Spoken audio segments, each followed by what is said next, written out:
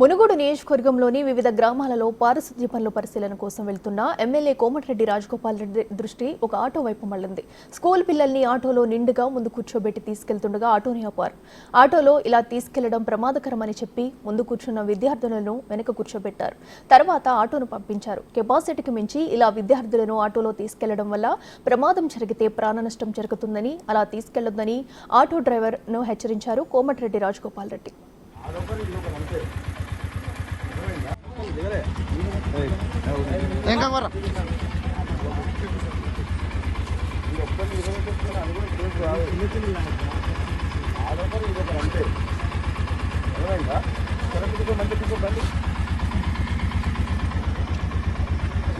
ఈడొకరు అంతే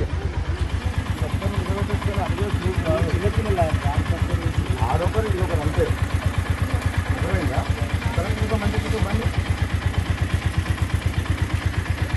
ఈడొకరు అంతే